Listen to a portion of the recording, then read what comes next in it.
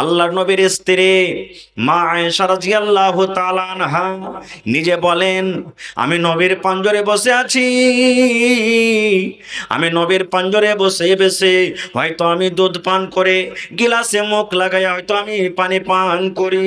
নবীজি আমার দেখেন আমার বিবি আয়েশা গিলাসের কোন জায়গাতে মুখ লাগাইয়ে ঠোঁট লাগাইয়ে পানি পান করেন।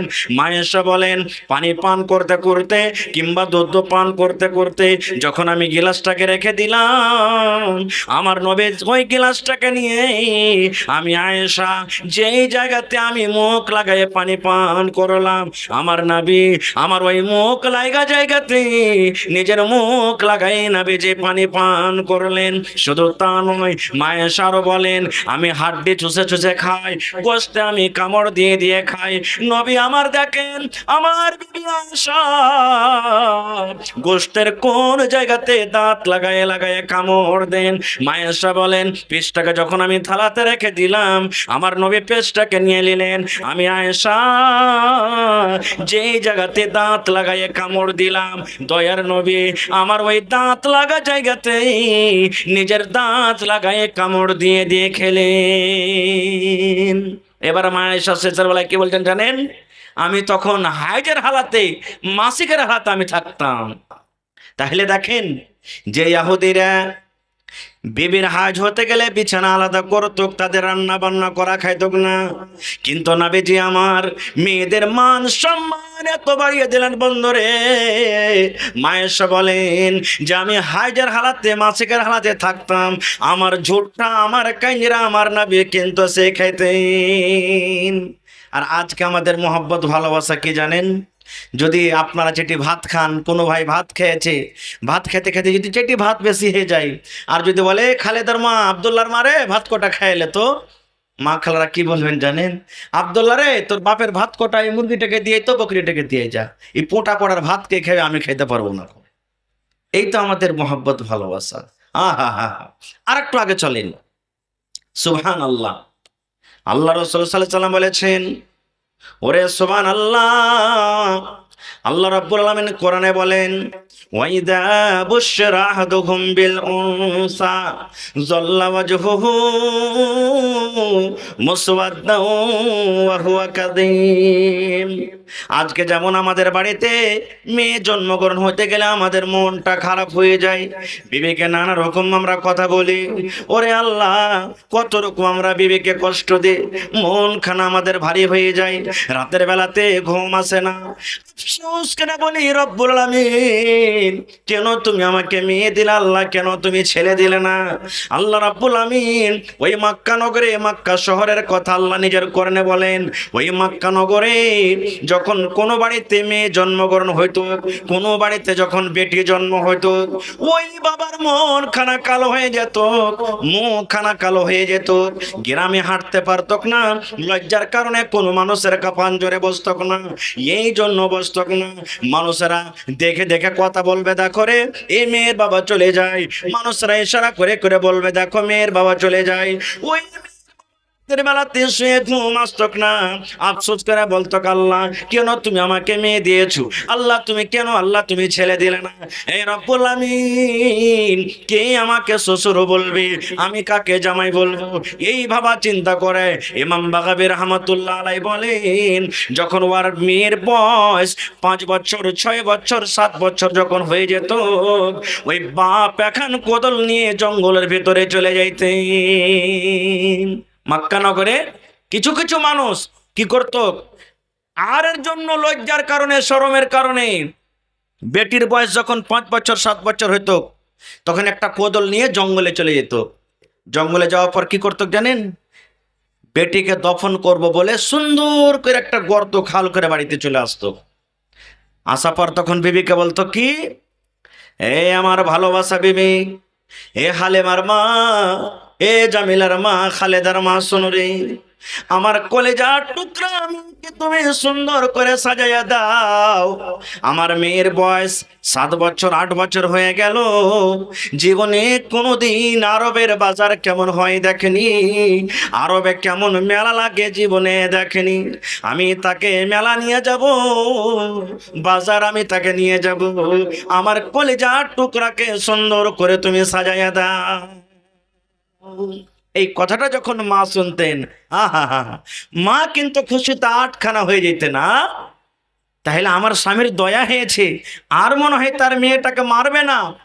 মা খুশি হয়ে মেয়েকে ডেকে সুন্দর করে তেল কাজল দিয়ে হলুদ দিয়ে গোসল করে দিতেন, নতুন জামা নতুন কাপড় দিয়ে আব্বার হাতে তুলে দিতেন। মা কিন্তু জানতো না, আরে আমার মেয়েকে কোন মেলা কোন বাজারে ঘুরতে নিয়ে যাবে। ইমাম বাগাবী রহমাতুল্লাহ আলাইহি বলেন, আব্বার হাতে যেমনই হাত তুলে দেওয়া, আব্বা জান মেয়ের হাত খানটাকে ধরে এবার নিয়ে যেতে শুরু করলেন। নিয়ে যেতে যেতে যেতে মেলা না নিয়ে গিয়ে ওই জঙ্গলের ভিতরে যে জায়গাতে গর্ত করে এসেছেন 1 দিন 2 দিন আগে, ওই জঙ্গলের দিকে কিন্তু নিয়ে যেতে লাগলেন। হাঁটছেন, এবার কলিজার টুকরা মেয়ে বলছেন, আব্বা এই জঙ্গলের ভেতরে শুধু গাছ আছে, জঙ্গলের ভেতরে শুধু কাঁটা আছে, এই জঙ্গলের ভেতরে মাঠে ময়দানে কোনো বাড়ি ঘর দেখতে পাওয়া যায় না, এখানে কোনো দোকান পাশার দেখতে পাওয়া যায় না, কোনো লোকজনকে দেখতে পাওয়া যায় না। আব্বা কোথায় আপনি আমাকে নিয়ে যাবেন? আব্বা বলতেন, বেটি রে তুমি সবর করো, এই দেখতে পাচ্ছ মাঠটা, এই মাঠটা পার যখন করে যাব তখন তুমি মেলা দেখতে পাবে, লোকজন দেখতে পাবে। ও তো মাসুম বাচ্চি, জানে না আমার আব্বা জান আমাকে কোন মেলা ঘুরতে নিয়ে যাবে। ওরে সুবহানাল্লাহ। এবার মেয়ের হাত ধরে টানতে টানতে টানতে জঙ্গলের ভেতরে ওই মাঠে ময়দানে যেখানে গর্ত করে এসেছিলেন, ওই গর্তর কাছে যখন পৌঁছে যাওয়া, এবার আব্বা বেটিকে বলতেন, বেটি রে এই গর্তটা তুমি একটু দেখো রে মা, এই গর্তটায় খালটা কত বড় আছে। ইমাম বাগাবী রহমাতুল্লাহ আলাইহি বলেন, ওই কলেজার টুকরা জানে না আমার আব্বা জান কেন আমাকে গর্ত দেখতে বলে। এরকম ভাবে নিজের মাথাটাকে, মুখটাকে, চোখটাকে বাড়িয়ে যেমনই গর্ত দেখা, যেমনই গর্তর দিকে তাকা, পিছন থেকে আব্বা জান একটা এমন জোরে মেয়েকে ধাক্কা দিত, ধাক্কা দেওয়ার সাথে সাথে কলেজার টুকরা কিন্তু গর্ততে পড়ে যায়। যেমনই গর্ততে পড়ে যাওয়া, যেমনই খালে পড়ে যাওয়া। এবার খালে পড়ে পড়ে তখন মেয়ে বলতো, আব্বা গো কেন তুমি আমাকে ধাক্কা দিলে, কি আমি অপরাধ করেছি আব্বা জান তুমি আমাকে ধাক্কা দিয়ে দিলে? আব্বা বলতো, বেটি রে যেদিন থেকে তুই বাড়িতে এসেছিস রে মা, আমি রাতের বেলাতে ঘুমাইতে পারি না, গ্রামে আমি হাঁটতে পারি না, লোকজনকে আমি মুখ দেখাইতে পারি না। জীবনের মতো তুমি আমাকে আব্বা বলে নাও, জীবনের মতো তুমি মাকে মা মা মা বলে তুমি ডেকে নাও, কারণ আজকের পর তুমি আর আব্বা বলে ডাকতে পাবে না। মেয়ে বলতো, আব্বা কেন, তুমি আমার সাথে কি করবে? বলছে, বেটে রে যে গর্ততে আমি তোমাকে ধাক্কা দিলাম, এইটাই তোমার আজ থেকে বাড়ি হবে, এটাই তোমার আজ থেকে ঘর হবে, জায়গাতে তোমাকে আমি তখন করে বাড়িতে চলে যাব। আজকের পর তুমি আমাকে আর আব্বা বলে ডাকতে পাবে না। ইমাম বাগাবী রহমাতুল্লাহ আলাইহি বলেন, এবার কলিজার টুকরা আমি গর্ততে পড়ে পড়ে বলতো, আব্বা গো তুমি আমাকে দফন করিও না, আর জীবনে আব্বাকে আব্বা বলে ডাকবো না, মাকে মা বলে ডাকবো না, জীবনে কোনোদিন আমি বাড়ি ঘুরে যাব না। আপনি গর্ত থেকে আপনি আমাকে উঠাই এলেন, আমার 2 চোখ যেদিকে যাবে আমি চলে যাব, আপনাকে আর জীবনে কোনোদিন লজ্জা দেব না। ইমাম বাগাবী রহমাতুল্লাহ আলাইহি বলেন, এরকম ভাবে মেয়ে গর্ততে পড়ে পড়ে কাঁদতে থাকতো, কিন্তু আল্লাহুস সামাদ ওই বাবা একটাও কথা না মেনে না শুনি জিন্দা জীবিত বেটিকে দফন করে বাড়ির দিকে রওনা হয়ে যেতেন। ওরে সুবহানাল্লাহ।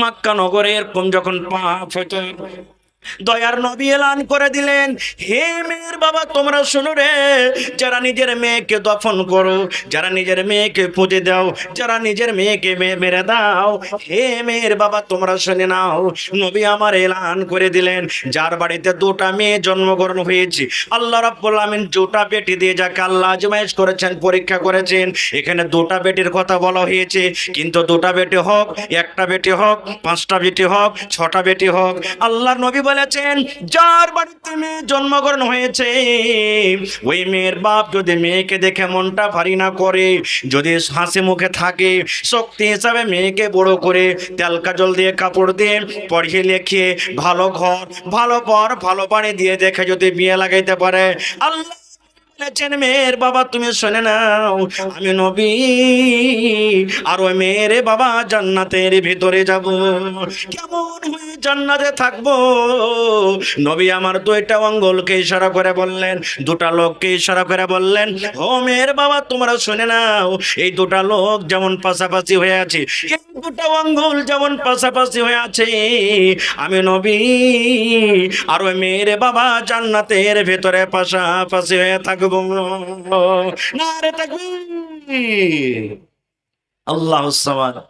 যেই মক্কা নগরে মক্কার লোকেরা নিজের মেয়েকে দফন করত, নবীজি ওই জায়গাতে এলান করলেন, হ্যাঁ মেয়ের বাবা তোমরা শোনো, যেমন দুটা লোক পাশাপাশি হয়ে আছে, তোমরা নিজের নিজের মেয়েকে যদি লালন পালন করে ভালো ঘর ভালো বাড়ি দেখে যদি তোমরা বিয়ে লাগাইতে পারো, আমি নবী যেমন দুটা লোক পাশাপাশি হয়ে আছে জান্নাতের ভিতরে মেয়ের বাবার সাথে পাশাপাশি হয়ে থাকবো।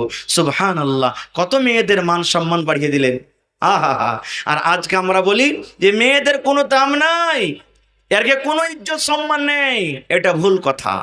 এবার আপনারা বলবেন, হাজী মাওলানা আল্লাহ রসুলের কি বেটি ছিলেন বা ছিলেন, তো নবীজি নিজের বেটিকে কত ভালোবাসতেন, এটাও সহিহ হাদিস, বুখারী শরীফের হাদিস। আল্লাহ রসুল সাল্লাল্লাহু আলাইহি সাল্লামের ছেলে বেটা ছোটকালে মারা গেছেন, আর চারজন নবীজির মেয়ে ছিলেন, যায়েনব রাদিয়াল্লাহু তাআলা আনহা, রুকাইয়া রাদিয়াল্লাহু তাআলা আনহা, উম্মে কুলসুম রাদিয়াল্লাহু তাআলা আনহা, আর সব থেকে ছোট মেয়ের নাম কি বলেন তো? জানেন না? নবীর সব থেকে ছোট বেটির নাম কি? ফাতেমা রাদিয়াল্লাহু তাআলা আনহা। কত সুন্দর সুন্দর নাম। আর আমাদের বেটির নাম কি জানেন? কার নাম রিঙ্কি, কার নাম পিঙ্কি, কার নাম টগরি, কার নাম কালনি, কার নাম ঝেটনি। এই আমাদের মেয়েদের নাম। মোবাইলে যা দেখছি ওগুলো নাম রেখে দিছি। আহা হা। নবী আমার শেষ টাইম, শেষ সময়, নবীজির বেঁচে থাকা কালে 3 জন মেয়ে মারা গেছেন, শুধু ছোট বেটি বেঁচে ছিলেন। শেষ টাইম, শেষ সময়, নবীজি আমার সোমবারের দিন একবারে 7টা-8টার সময়তে মারা যান। ওই দিনে নবীজি বিবিরা আঞ্জর পাঞ্জরে বসে আছেন, সাহাবায়ে কেরাম বসে আছেন, নবীজি বলছেন, কই আমার কলিজার টুকরা ফাতেমা। যখন মানুষেরা মারা যায়, বেটারা যদি দিল্লিতে থাকে, বেটিরা যদি শ্বশুরের বাড়িতে থাকেন, খবর লি না আমরা, খালেদাকে ডাক রে, জায়েদাকে ডাক, আব্দুল্লাহকে ডাক, তাড়াতাড়ি কেনে আমি দুটা কথা বলবো তার সাথে। নবীজি আমার বলছেন, কই আমার কলিজার টুকরা, আমার মেয়ে কই, ফাতেমা কই। ফাতেমাকে খবর হলো, ফাতেমা তোমার আব্বু তোমাকে ডাক দিয়েছে। ওরে সুবহানাল্লাহ, যেমনই ফাতেমা শুনলেন আমার আব্বা জান আমাকে ডাক দিয়েছেন, আব্বা জানের কথা শুনে ফাতেমা তাড়াহুড়া করে চলে গেলেন। ওখানে সাহাবায়ে কেরামের জামাত মজুদ আছেন, নবীজির বিবিরা কিন্তু ওখানে বসে আছেন। নবীজি আমার বেটিকে বলছেন, ও কলিজার টুকরা ফাতেমা বেটি রে, তোমার কানটা আমার কাছে, মুখের কাছে লাগাইয়া দাও রে মা, তোমাকে আস্তে করে কিছু কথা বলবো, তোমাকে ছোট্ট করে কিছু কথা বলবো, যেন আমার কথা আমার বিবিরা না শুনতে পায়, আমার কথা আমার সাহাবীরা যেন শুনতে না পায়। ছোট্ট করে আস্তে করে তোমাকে কথা বলবো রে মা, তোমার কানটা আমার মুখের কাছে তুমি লাগাইয়া দাও। সুবহানাল্লাহ। এবারে ফাতেমা রাদিয়াল্লাহু তাআলা আনহা আব্বার কথা শুনি নিজের কানটাকে নবীজির মুখের কাছে লাগাইয়া দিলেন। নবীজি আমার ছোট্ট করে আস্তে করে কোন এমন কথা বললেন, যেমনই ফাতেমা কথা শোনা, ওরে সুবহানাল্লাহ, ফাতেমার চোখ দিয়ে ঝরঝর ঝরঝর করে পানি ঝরতে লাগলো। ফাতেমা কিন্তু কাঁদতে লাগলেন, ফাতেমা কাঁদতে লাগলেন, নবীজির কথা শুনে কাঁদতে লাগলেন। আহা, নবীজি আমার ফাতেমাকে কিন্তু চোখে পানি দেখতে পারতেন না। নবীজি দেখলেন যা আমার কথা শুনে আমার কলেজের টুকরা ফাতেমা কাঁদতে লেগেছে, চোখ দিয়ে পানি ঝরছে। নবী আমার আবার বলছেন, বেটি রে কেঁদো না রে মা, তুমি কেঁদো না মা, তুমি চোখের পানিটাকে তুমি বন্ধ করে দাও। ফাতেমা আর একবার তোমার কানটা আমার মুখের কাছে লাগাইয়া দাও রে মা, আর একবার তোমাকে আমি ছোট্ট করে কিছু কথা বলবো।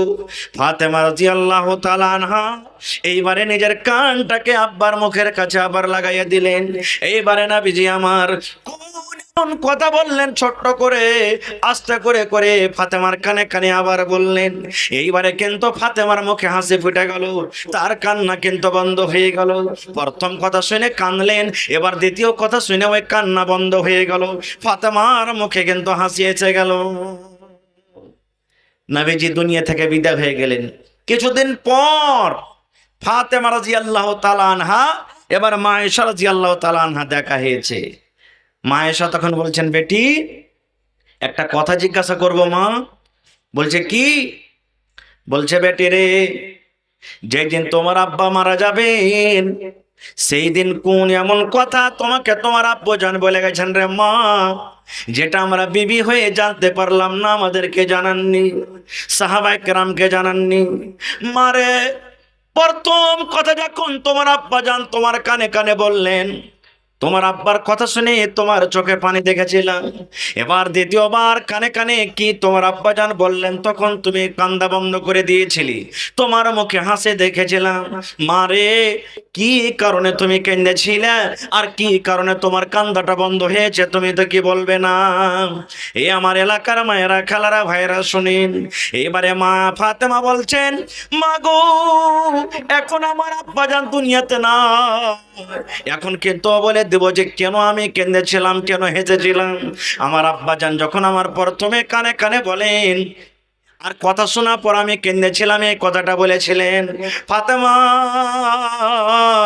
আল্লাহ রাব্বুল আমিনের আদেশ হয়েছে রে বেটি, আজকে আমি তোমার আব্বাজান দুনিয়া থেকে চলে যাব, আর দুনিয়াতে আমি থাকবো না, আমার দুনিয়ার সময় দুনিয়ার শেষ, সময় শেষ, আর দুনিয়াতে থাকবো না, আমি চলে যাব।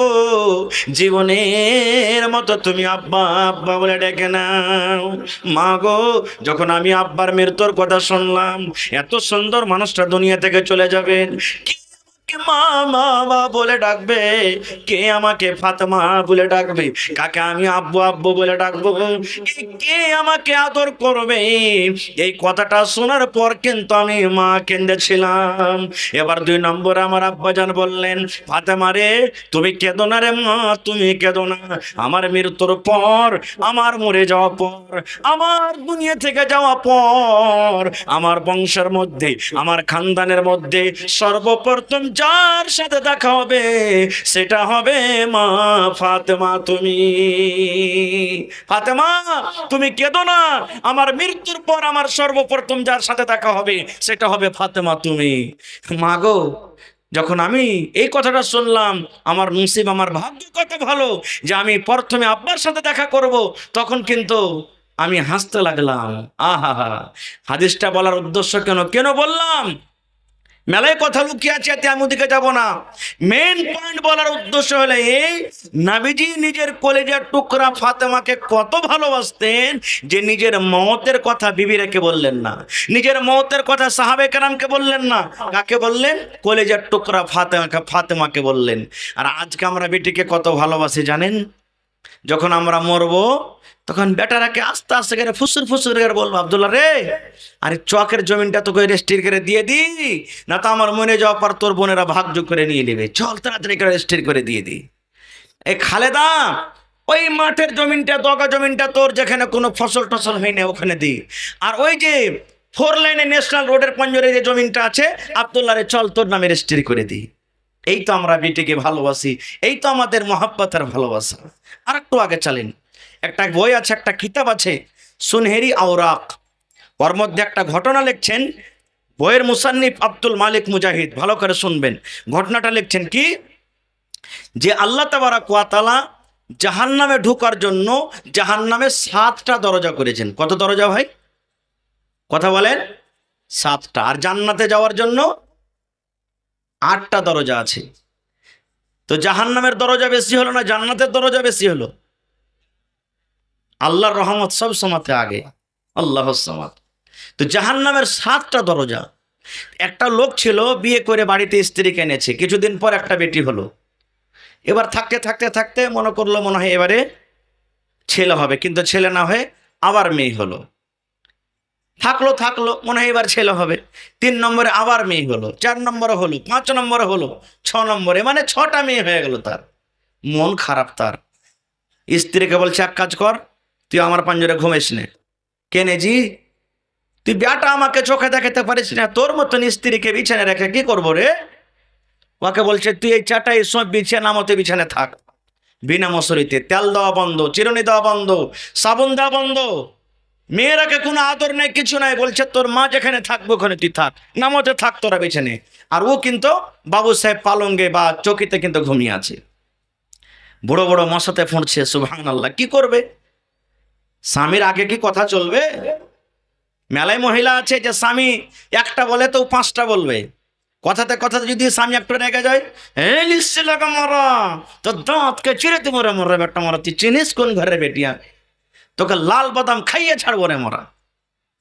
কত মাখালা আছে যে জবাব দিয়ে দেয়। কি করবে বেচারি আছে। এবারে লোকটা স্বপন দেখছে রাতের বেলাতে যে আমি মরে গেছি। আমরা স্বপন দেখি না ভাই? যারা ক্রিকেট খেলে একবারে রাতের বেলাতে ছক্কার চোকা করবে ও। তো স্বপন দেখছে আমি মরে গেছি।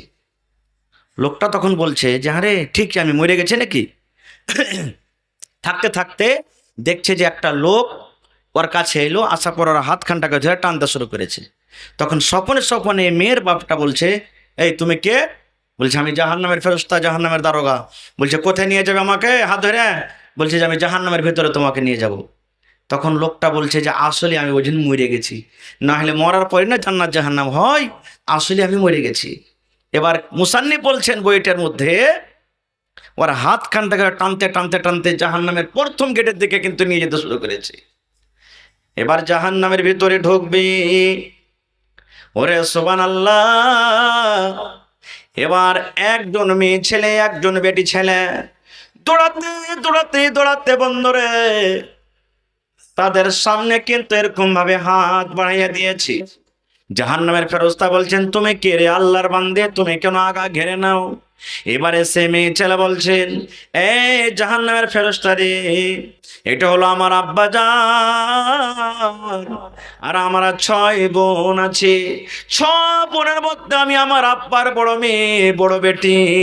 আমার চোখের সামনে আমার আব্বা জান জাহান্নামের ভেতরে যাবে, আমি কিন্তু সহ্য করতে পারবো না। এই জন্য জাহান্নামের ফেরেশতা রে, আমি এই প্রথম নম্বর গেট দিয়ে আমার আব্বাজানকে আমি জাহান্নামে যেতে দেব না। 1 নম্বর গেট থেকে কিন্তু বেঁচে গেল। জাহান্নামের ফেরেশতা হাত কান ধরে টানতে টানতে টানতে টানতে 2 নম্বর গেটে, যেমন 2 নম্বর গেটে নিয়ে যাওয়া, 2 নম্বর মেয়ে দৌড়াতে দৌড়াতে এরকম ভাবে আগা ঘেরে নিয়েছে। এই জাহান্নামের ফেরেশতা রে, আমি আমার আব্বার 2 নম্বর বেটি, আমার আব্বা জানকে আমি এই গেট দিয়ে জাহান্নামের ভেতর আমি যেতে দেব না। এবার হাত কান ধরে 3 নম্বর গেট নিয়ে চলে গেলেন। 3 নম্বর মেয়ে আইসা দাঁড় হয়ে গেল। 4 নম্বর গেটে নিয়ে চলে গেলেন। 4 নম্বর গেটে দাঁড় হয়ে গেল।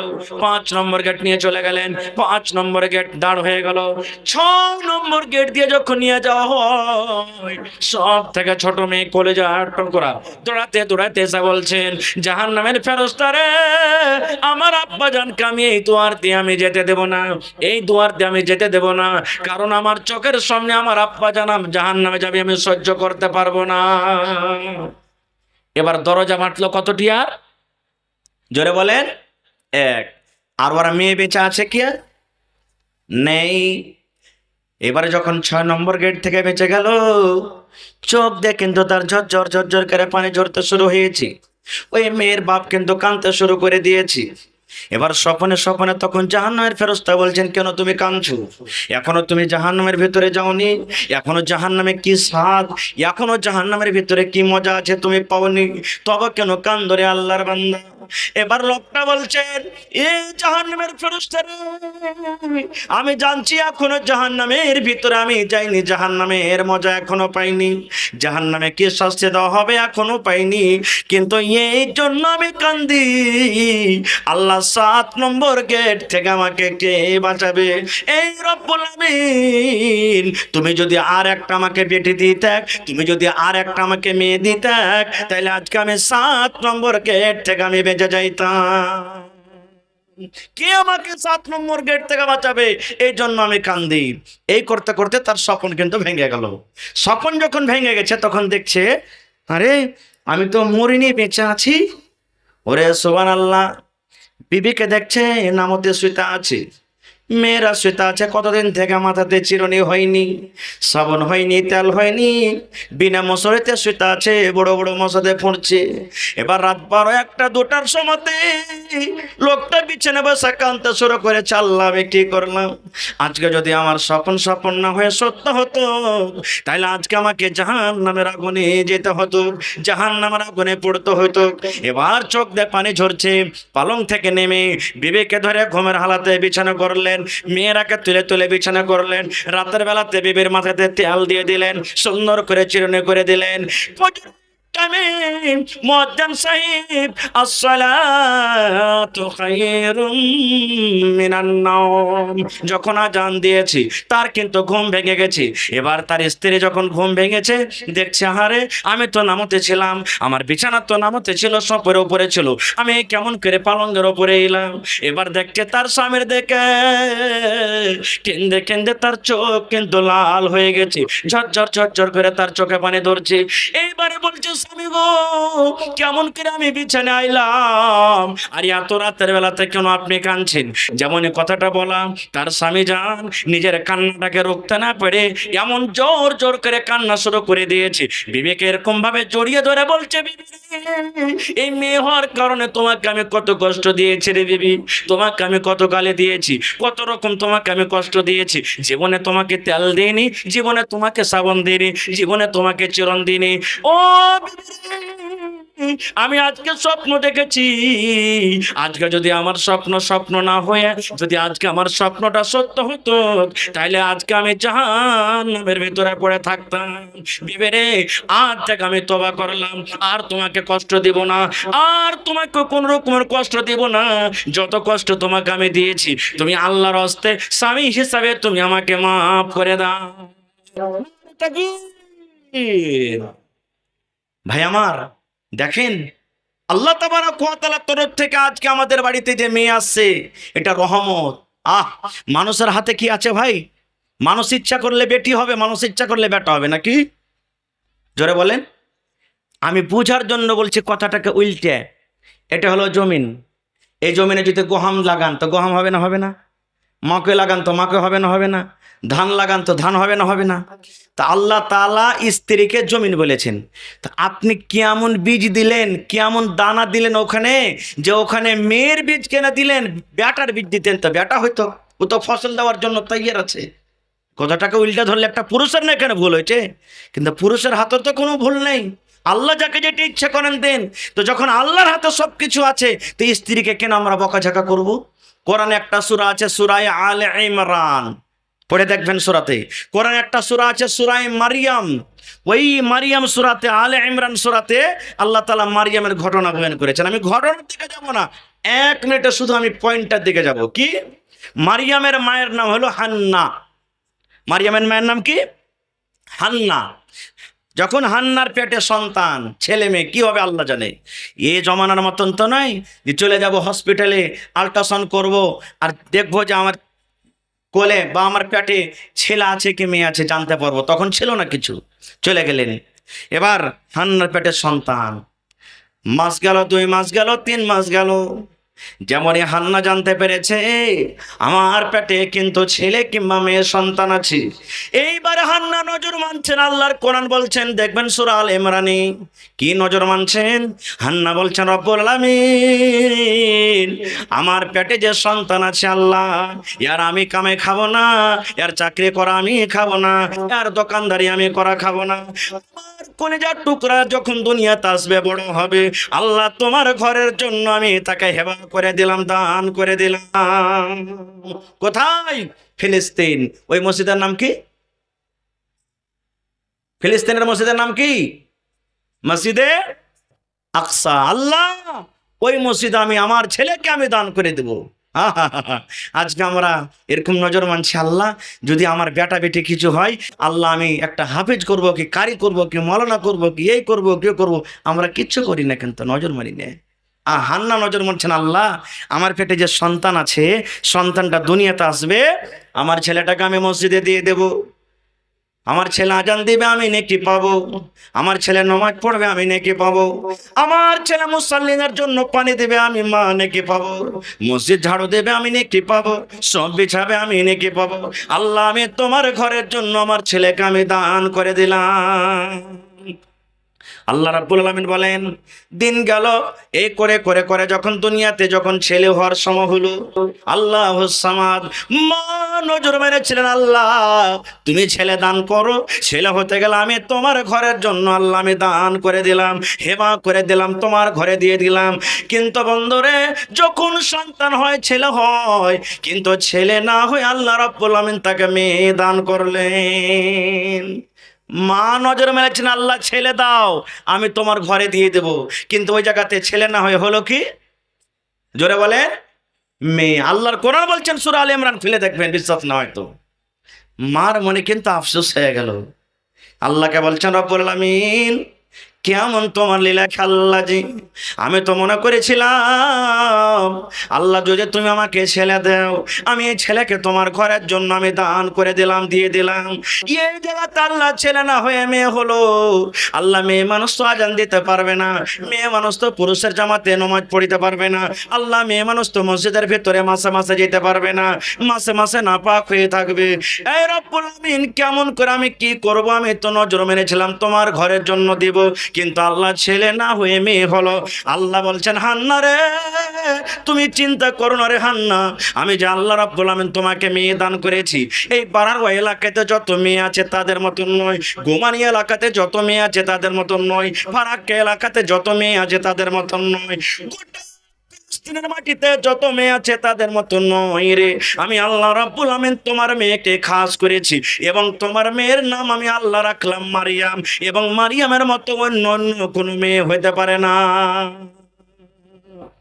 ঘটনাটা আরো আছে, আমি যাব না ঘটনার দিকে। বলার উদ্দেশ্য হলো, হান্না তো নজর মেরেছিলেন, আল্লাহ তুমি একটা ছেলে দাও, কিন্তু ছেলে না হলে হলো কি? মেয়ে।